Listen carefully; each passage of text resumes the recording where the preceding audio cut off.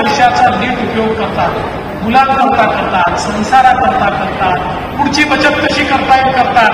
माणसांच्या हाती पडले की ते कुठे जातील सांगता येत नाही, कुठल्या व्यसनात रचवतील हे सांगता येत नाही. आणि म्हणूनच महिलांनाच सक्षम करण्याचा निर्णय या ठिकाणी आम्ही घेतला.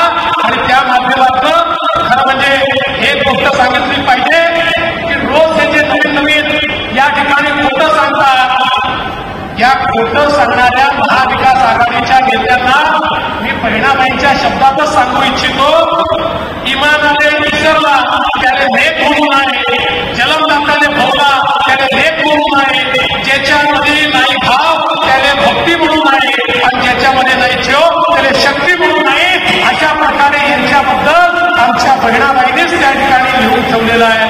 आणि म्हणून खऱ्या अर्थानं मी तुम्हाला एवढंच सांगतो, आता काही लोक खोटं बोलून बोलून त्या ठिकाणी निवडणुका जिंकण्याचा प्रयत्न करतात. पहिल्यांदा संविधानाचा नरेटिव्ह तयार केला, म्हणाले आरक्षण रद्द करणार आहे. आता सगळ्यांना समजलं आरक्षण रद्द होऊ शकत नाही, सुप्रीम कोर्टाने सांगितलेलं आहे. खऱ्या अर्थानं ज्यावेळी भारतरत्न डॉक्टर बाबासाहेब आंबेडकरांनी दिलेल्या आरक्षणाची सीमा त्या ठिकाणी संपली होती, त्यावेळेस ती सीमा वाढवण्याचं काम जर कोणी केलं असेल तर ते अटल बिहारी वाजपेयींनी त्या काळामध्ये केलं होतं. आणि त्यामुळे या ठिकाणी चंद्र आणि सूर्य जोपर्यंत आहे तोपर्यंत आरक्षण संपू शकत नाही माहिती असताना देखील खोटं बोल पण रेटून बोल असं करतात. निवडणुका आल्या की यांची खोटे सगळं सुरू होतात. मग यांनी हिमाचल प्रदेशला घोषणा केली होती निवडणुकीच्या आधी, अशाच प्रकारची बहिणींना मदत करायची, केवळ 5 लाख बहिणींना मदत केली.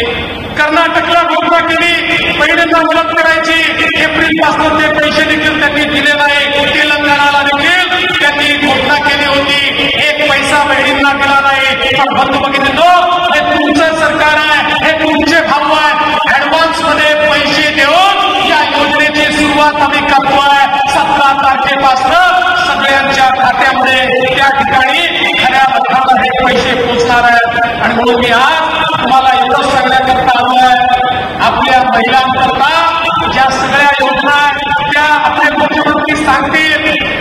आमच्या मुलींकरता मुख्यमंत्री महोदयांनी मोफत शिक्षणाची व्यवस्था केलेली आहे. या सगळ्या गोष्टींचा फायदा घ्या. आज आपल्या कुटुंबाकरता या वेगवेगळ्या योजनांचा तुम्ही फायदा घ्या.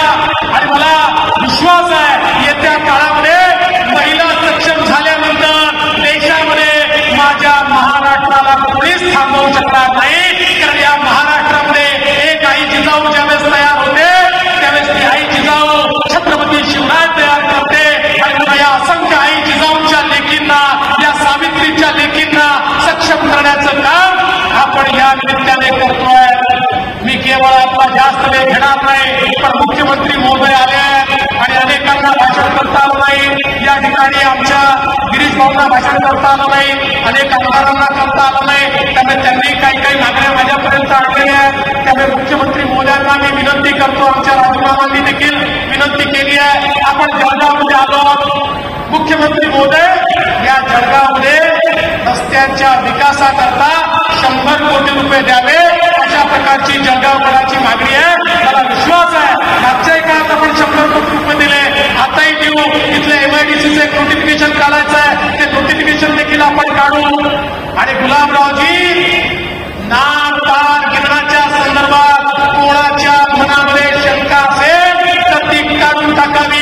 परवाच मी राज्यपालांची परवानगी नार पार करता घेतली आणि राज्यपालांचं पत्र देखील ट्विट केलेलं आहे. आणि नार पारचं पाणी आमच्या जळगाव जिल्ह्यामध्ये येण्यापासून आता कोणी थांबवू शकत नाही. हे तुम्हाला माननीय मुख्यमंत्री महोदयांच्या साक्षीनं या ठिकाणी सांगतो. आणि या जळगाव जिल्ह्यातले सिंचनाचे सगळे प्रकल्प या ठिकाणी आपण मार्गी लावलेले आहेत. केंद्र सरकार मदत करते आहे. पाडळसे असेल, वेगवेगळे बंधारे असतील, कोकणचा सिंचन असेल, सगळ्या गोष्टींना त्या ठिकाणी आपण निधी दिलेला आहे. त्यामुळे जळगाव जिल्ह्याला सुजलाम सुफलाम करण्याकरता महायुतीचं सरकार हे या ठिकाणी कटिबद्ध आहे. एवढंच बोलतो. पुन्हा एकदा आमच्या लाडक्या बहिणींनी ही जी राखी आम्हाला बांधलेली आहे ती केवळ बहिणीजवळ राखी नाही आहे, हे तुमचं प्रेम आहे आणि बहिणीच्या प्रेमाचं कवच आमच्या पाठीशी आहे. आमचं कोणी काही वागणं करू शकत नाही.